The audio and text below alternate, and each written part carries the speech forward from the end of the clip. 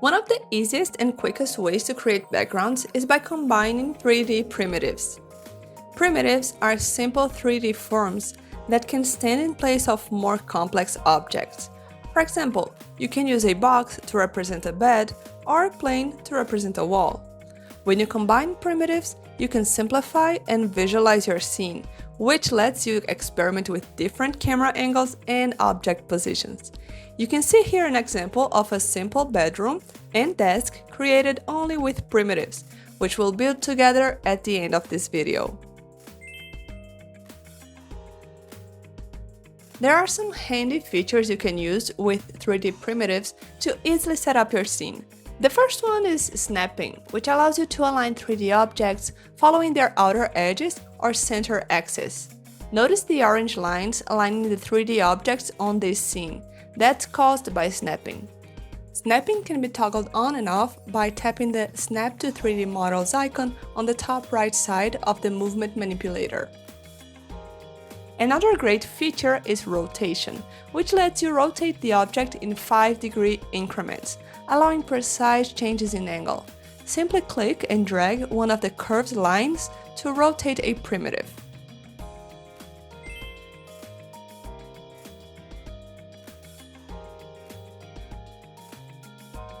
Primitives have unique features, the first one being that you can change the height, width, and depth of any primitive.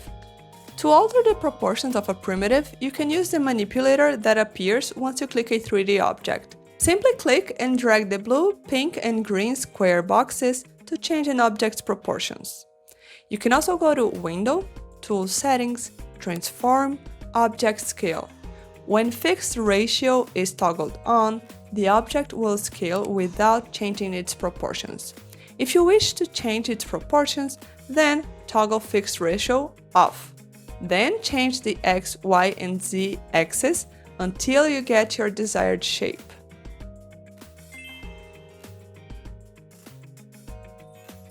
You can also show or hide the number of divisions and faces of a 3D primitive, as well as change the number of visible lines. Changing the number of divisions can completely alter an object. For example, we can turn a prism into a cylinder or a pyramid into a cone. To change the number of divisions, go to Tool Settings, General Primitive, Number of Divisions. The visible lines on primitives are useful for dividing it evenly and for creating patterns, which you can draw on the primitive. To toggle those lines on and off, go to Tool Settings, General Primitive, Show Wireframe.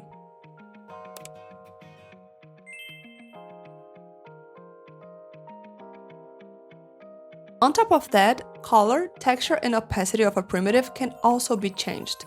Go to Tool Settings, Primitive Color, then click on the gray rectangle.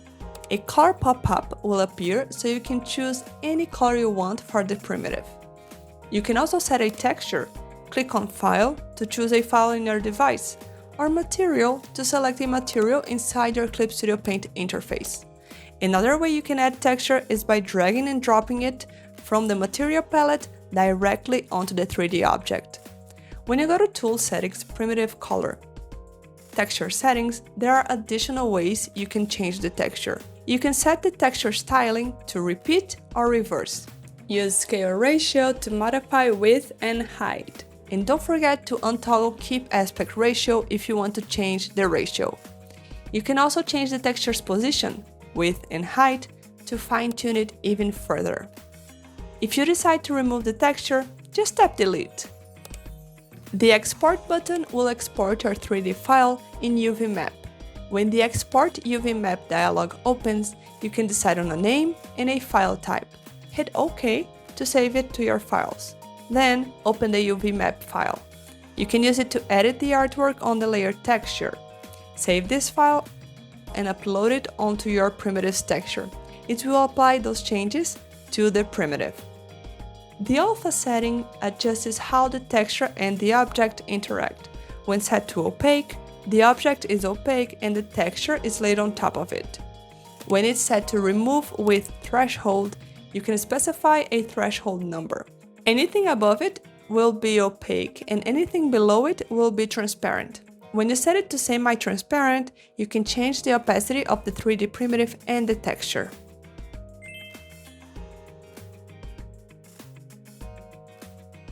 A normal map is a type of texture that simulates unevenness without creating additional polygons.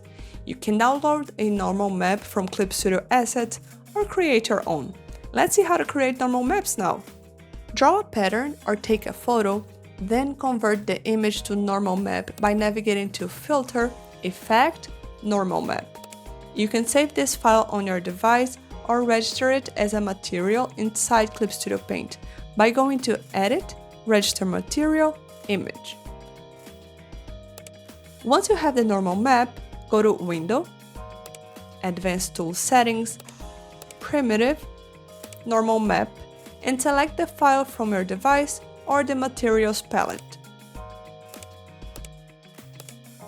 You can set the texture's scale ratio and position by going to Texture Settings, just like a regular texture. And when you change the primitive color, it will also affect the texture, which can make it more realistic. There are two primitives with a special setting. When working with the primitives plane and polygon, you can set the camera to follow the object. Let me show you what that means. First, let's place a plane primitive on the canvas. We can choose a tree image material and drop it as a texture, and the plane will become the tree image. At first, when we rotate the camera, it will not work well. However, we can make it so we can always see the frontal plane of the tree. To toggle this setting on, go to Tool Settings, General Primitive, Follow Camera. If you select On, no matter what angle you place the camera, the object will always appear the same. Toggling it to only horizontal will make it so rotating the camera vertically will not follow the front plane. Now, when you have a primitive with an image that should only be seen from a certain angle, like a flat artwork of a tree, the camera will not show the flat side of it, only the front. If you want to toggle Follow Camera off, simply select Off.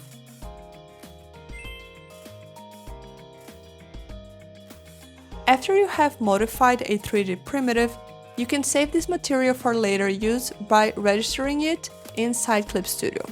There are multiple ways to do it, so let's cover each of them now. To register a single 3D primitive, tap on Save 3D Primitive to Material Palette, which is located on the Object Launcher. Then the material dialog will appear and you can set a name, save location, and tags to it. If you want to register an entire layer with multiple primitives, select the layer, then go to Edit, Register Material, Image. The entire 3D layer will be saved as a 3D scene. Alternatively, you can open the material palette and drag and drop the 3D layer on the palette.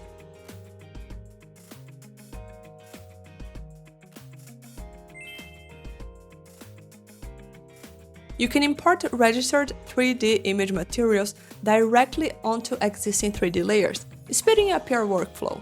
To do so, open the material palette, then drag and drop it onto the canvas.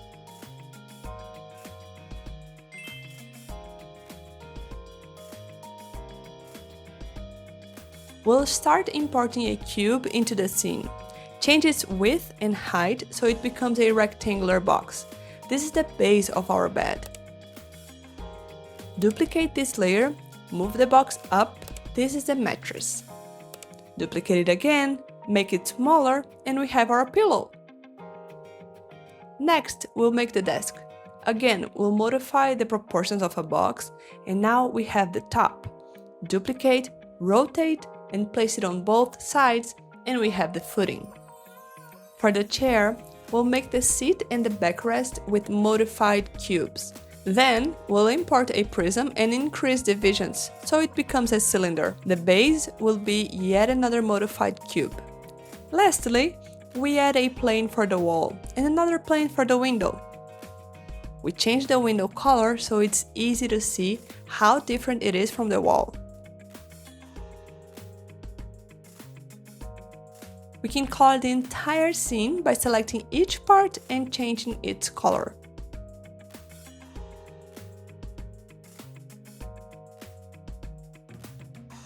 Notice how the window becomes clearer when we remove the light source and set its color to pure white.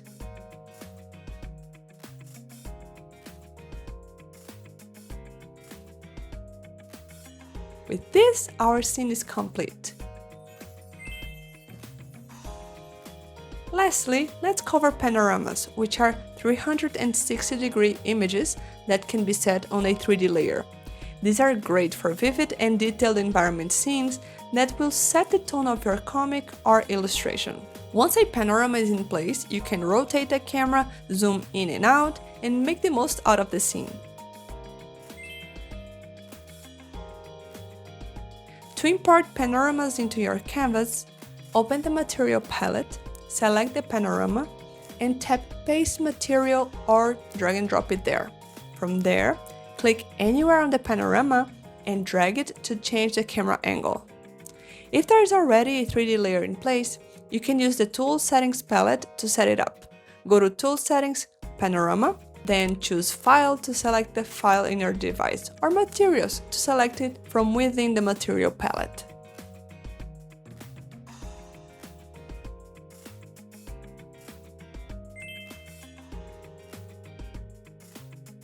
Once you create a 3D scene in Clip Studio, you can export the 3D layer as a panorama image for later use.